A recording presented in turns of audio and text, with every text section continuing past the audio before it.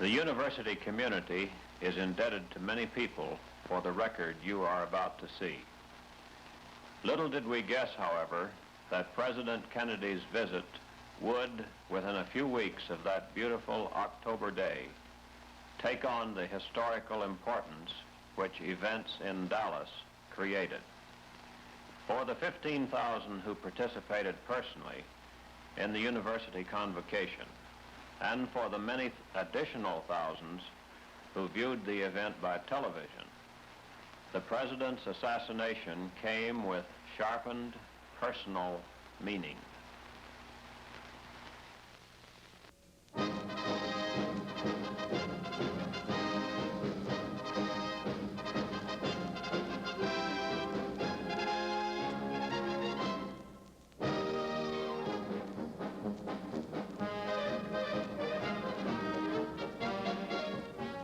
A President's Visit.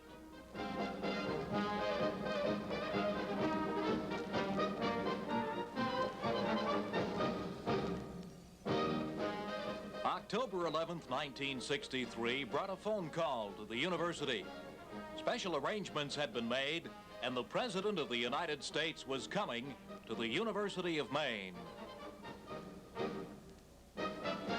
The weather was on our side during the next week as we prepared Alumni Field for the President's visit. Everyone who would be involved stopped what they were doing to participate. It would take the cooperation of all to make a success of this exciting visit. Washington officials arrived on campus to help us plan this great event. Meetings and discussions were held throughout the week.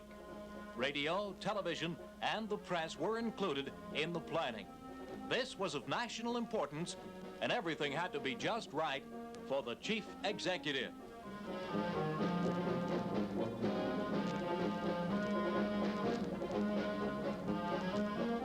Carpenters, electricians, painters, groundskeepers, and bookkeepers all were working together to make this the best.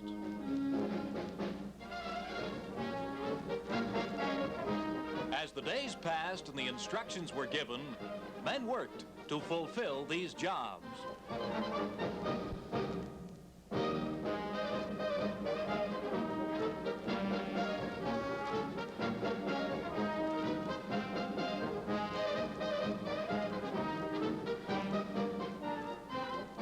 The helicopters will land here, and the President's party will proceed to the platform, which is to be so many feet long by so many feet wide. Also set up was a press section, a TV and film box, and so on. On October 19th, at approximately 10:50, the President would arrive by helicopter for his historical visit.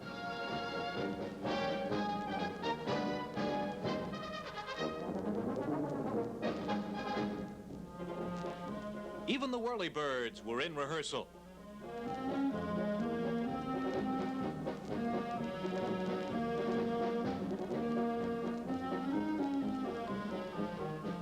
And so, as the week neared its end, the scene was set. Final touches were added to the work that had been going on for nearly a week. Men had worked long and hard. Soon their accomplishments would be realized. Saturday, the President would be here, and the University of Maine would be ready.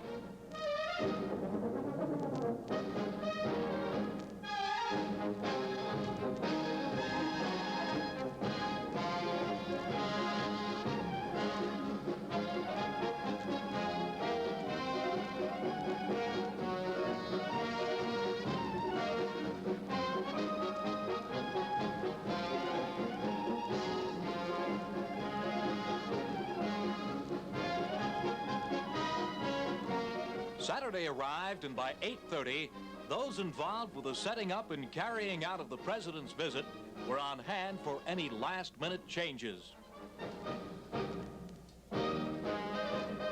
At 9 a.m., people were anxiously awaiting outside the gates to Alumni Field, hoping they would be able to find a desirable location to view the proceedings. It was but 2 hours away.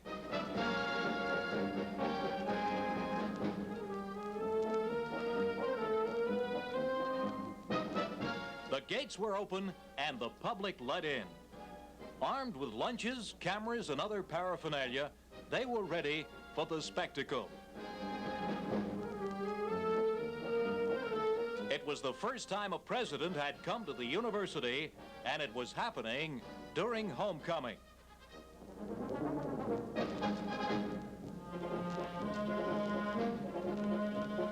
These people didn't want to miss a thing.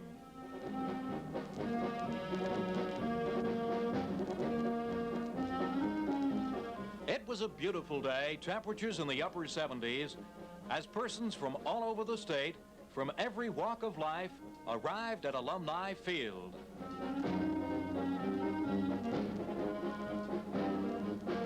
It looked more like the opening of the World Series, the way the people made their way to the grandstand. Some 16,000 persons would view the President of the United States.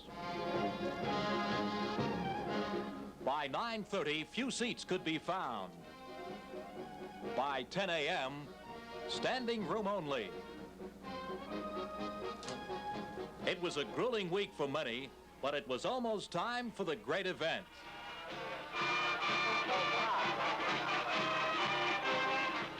Press, radio, and TV were getting cameras, microphones, and typewriters ready. Bands from all over the state performed for the early arrivals.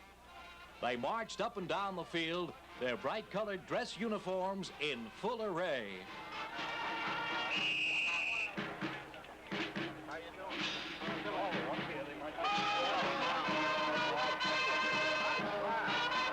They were proud to participate, and the crowd loved every minute.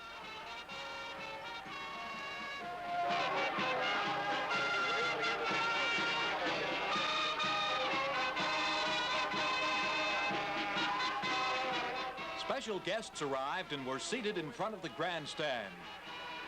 They too were eagerly awaiting the ceremony. There was an air of expectation among them.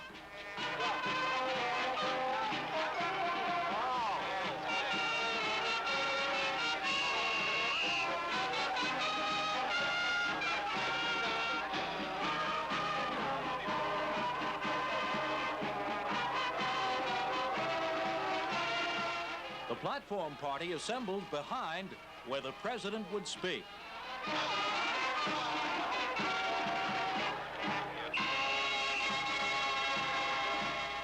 University of Maine President Lloyd H. Elliott and Maine Governor John H. Reed were ready. So too, the working press. The work was over. The program just beginning.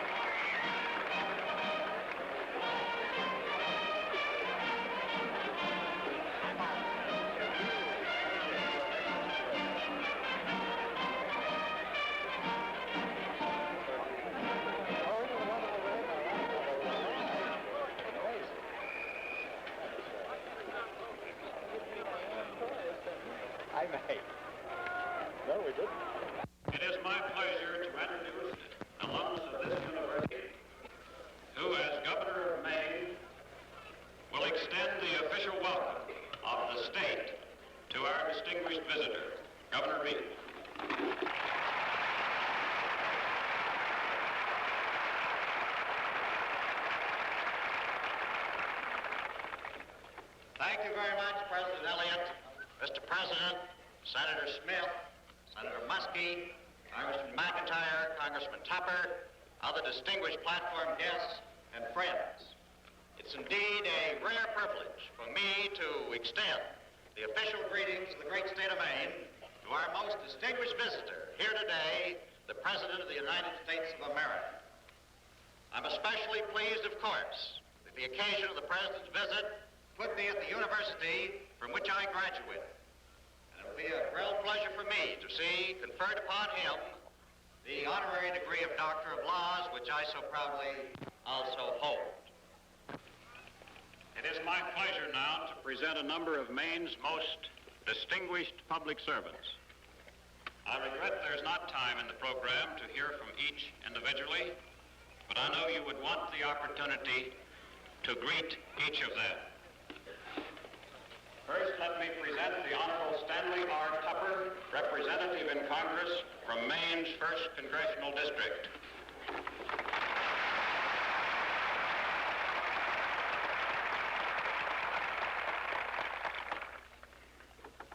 Next, may I present the Honorable Clifford G. McIntyre, an alumnus of this university and representative in Congress from Maine's 2nd Congressional District.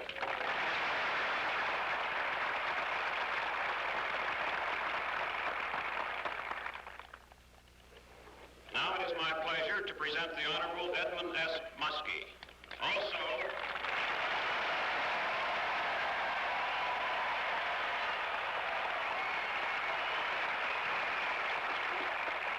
an alumnus of this university and United States Senator from Maine, through whom the invitation was made to President Kennedy to visit our campus. Next, I have the privilege of introducing the Honorable Margaret J. Smith, an alumna of this university and United States Senator from Maine.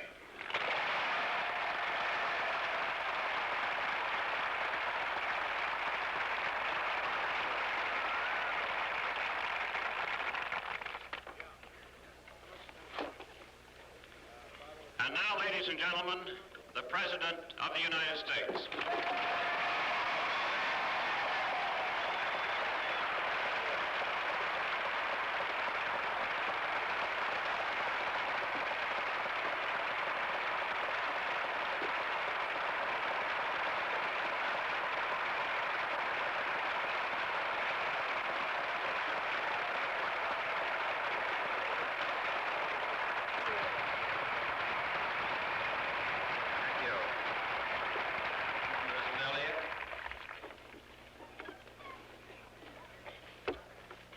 Governor Reed, Senator Smith, Senator Muskie,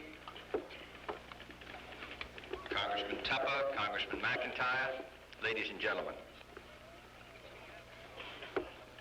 I feel honored to join you at this distinguished university. In the year 1715, King George I of England donated a very valuable library to Cambridge University. And at very nearly the same time, had occasion to dispatch a regiment to Oxford. The king remarked one famous whim, had judiciously observed the condition of both universities. One was a learned body in need of loyalty, and the other was a loyal body in need of learning. Today, some observers may feel that very little has changed in 2 centuries. We are asking the Congress for funds to assist our college libraries, including those in Cambridge, Massachusetts, and it was regrettably necessary on one occasion to send troops to Oxford, Mississippi. And more generally speaking, critics of our modern universities have often accused them of producing either too little loyalty or too little learning. But I cannot agree with either charge. I am convinced that our universities are an invaluable national asset which must be observed, conserved, and expanded. I am deeply honored by the degree which you award me today, and I think it is appropriate to speak at this university, noted for both loyalty and learning, on the need for a more exact understanding of the true correlation of forces in the conduct of foreign affairs. 1 year ago this coming week, the United States and the world were gripped with the somber prospect of a military confrontation between the two great nuclear powers. The American people have good reason to recall with pride their conduct throughout that harrowing week, for they neither dissolved in panic nor rushed headlong into reckless belligerence, well aware of the risks of resistance. They nevertheless refused to tolerate the Soviets' attempt to place nuclear weapons in this hemisphere, but recognized at the same time that our preparations for the use of force necessarily required a simultaneous search for fair and peaceful solutions. The extraordinary events of that week and the weeks that followed are now history. A history which is differently interpreted, differently recounted, and differently labeled among various observers and nations. Some hail it as the West's greatest victory, others as a bitter defeat. Some mark it as a turning point in the Cold War, others as proof of its permanence. The fact of the matter is, of course, that neither view is correct. We have, it is true, made some progress on a long journey. We have achieved new opportunities which we cannot afford to waste. We have concluded with the Soviets a few limited, enforceable agreements or arrangements of mutual benefit to both sides and to the world. But a change in atmosphere and in emphasis is not a reversal of purpose. Mr. Khrushchev himself has said that there can be no coexistence in the field of ideology. In addition, there are still major areas of tension and conflict, from Berlin to Cuba to Southeast Asia. The United States and the Soviet Union still have wholly different concepts of the world, its freedom, its future. We still have wholly different views on the so-called wars of liberation and the use of subversion. And so long as these basic differences continue, they cannot and should not be concealed.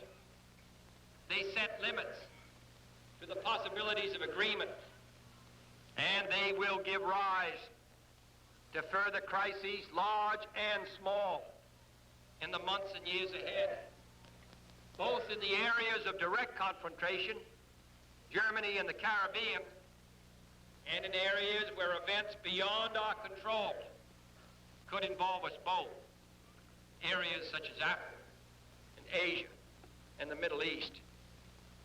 In times such as these, therefore, there is nothing inconsistent with signing on an atmospheric nuclear test ban on the one hand and testing underground on the other. About being willing to sell to the Soviets our surplus wheat while refusing to sell strategic items. About probing their interest in a joint lunar landing while making a major effort to master this new environment. Or about exploring the possibilities of disarmament while maintaining our stockpile of arms.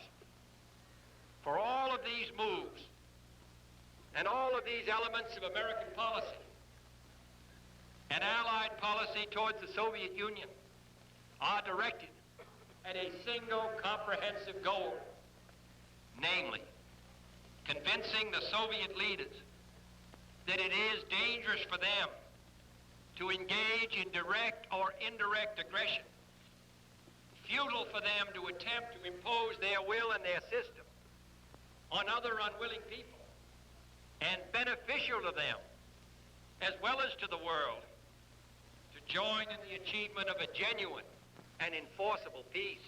While the road to that peace is long and hard and full of traps and pitfalls, there is no reason not to take each step that we can safely take.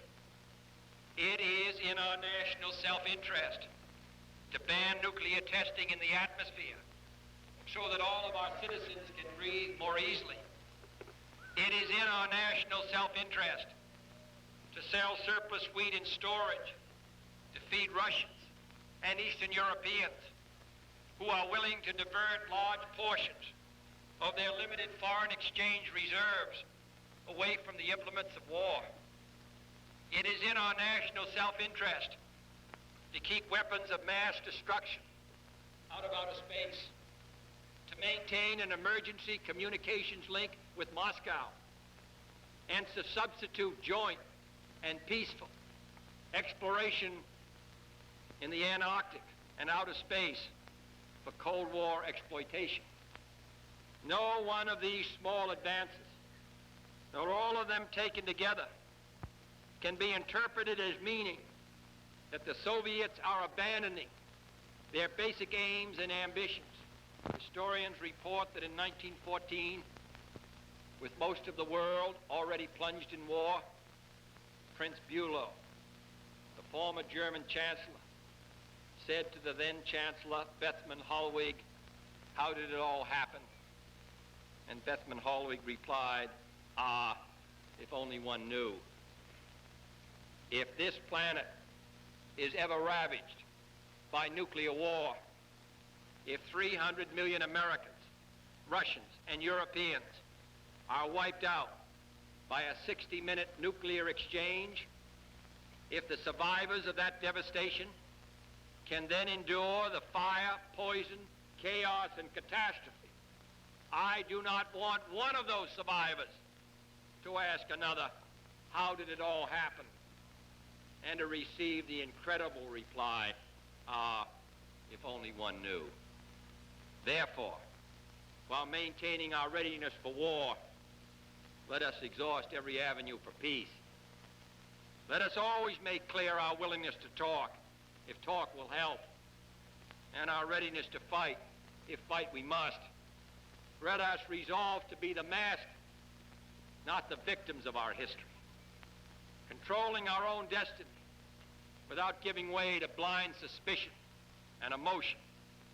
Let us distinguish between our hopes and our illusions, always hoping for steady progress towards less critically dangerous relations with the Soviets, but never laboring under any illusions about communist methods or communist goals.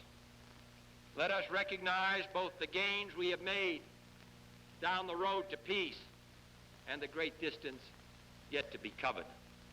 Let us not waste the present pause by either a needless renewal of tensions or a needless relaxation of vigilance. And let us recognize that we have made these gains and achieved this pause by the firmness we displayed a year ago, as well as our restraint, by our efforts for defense, as well as our efforts for peace. In short, when we think of peace in this country, let us think of both our capacity to deter aggression and our goal of true disarmament. Let us think of both the strength of our Western alliances and the areas of East-West cooperation. For the American eagle on the presidential seal holds in his talons both the olive branch of peace and the arrows of military might. On the ceiling in the presidential office, constructed many years ago, that eagle is facing the arrows of war on its left. But on the newer carpet on the floor, reflecting a change initiated by President Roosevelt and implemented by President Truman immediately after the war, that eagle is now facing the olive branch of peace. And it is that spirit, the spirit of both preparedness and peace, that this nation today is stronger than ever before, strengthened by both the increased power of our defenses and our increased efforts for peace, strengthened by both our resolve to resist coercion and our constant search for solutions. And it's in this spirit that I can assure you the American eagle still faces towards the olive branch of peace. And in the months and years ahead, we intend to build both kinds of strength. During times of détente as well as tension. During periods of conflict as well as cooperation. Until the world we pass on to our children is truly safe for diversity and freedom, and the rule of law covers all.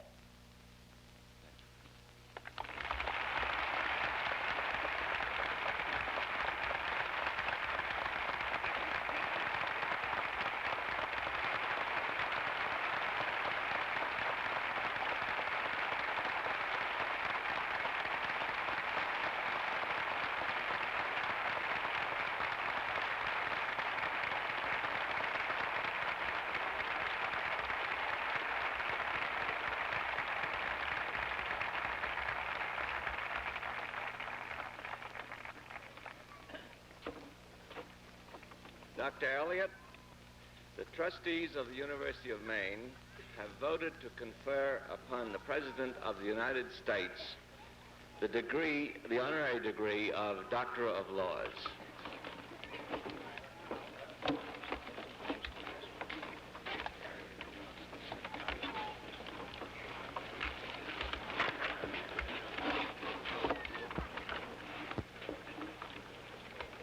John Fitzgerald Kennedy, you have honored this university and the state of Maine by your presence here today. We are especially pleased that you have chosen our Alumni Homecoming Day for your visit to the campus, and that we have this opportunity to make you an honorary alumnus of this institution. In accepting this honorary degree, we must caution you, Mr. President, that henceforth, wherever you travel around the world, and in whatever circles you may find yourself, in stately halls with titled diplomats, or in the playroom with Carolyn and John, it will be your solemn obligation to stand and sing whenever you hear the Maine Stein song.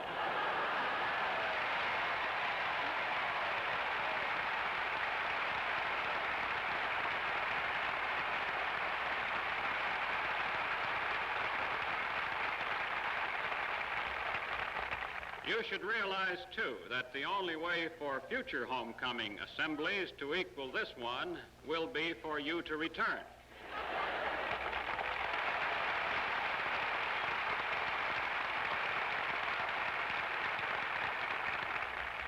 And such a standing invitation is hereby extended. By virtue of your recognition of other universities, you know that your mail will now include announcements of new academic offerings, programs aimed at improving physical fitness, and pleas for financial support.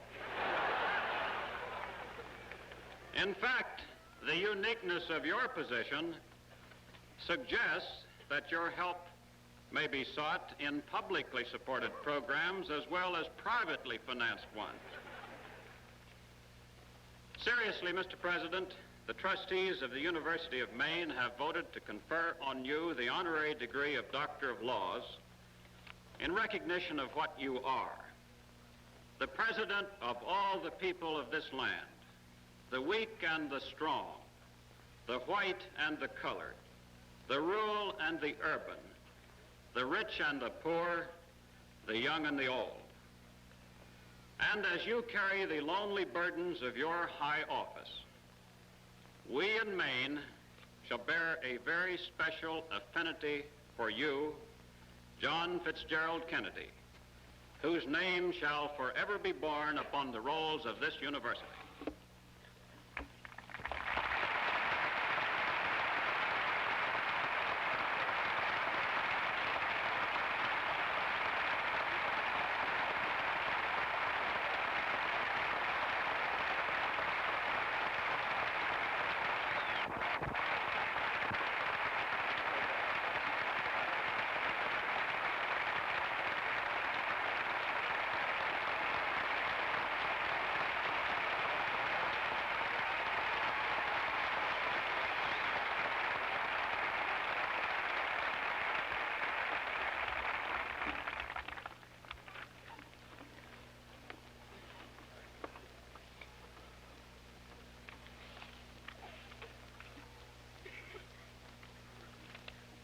Now, of course, to all who are assembled here today, but especially in honor of our new alumnus, the Stein Song.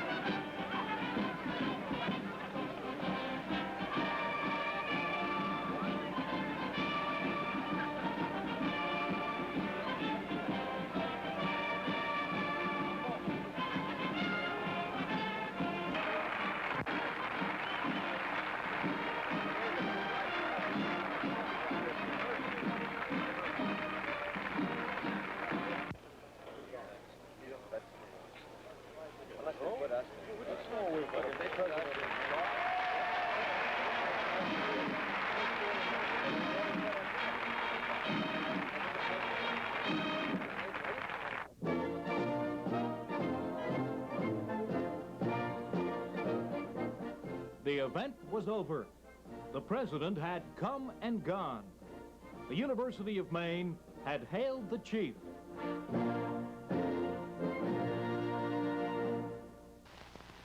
That is the record of John Fitzgerald Kennedy on a happy occasion, made all the more vivid by the tragic events which followed. And as President Kennedy has now taken his place in history, so too has his visit to the University of Maine become a part of the time and tide that seems not to wait for any man.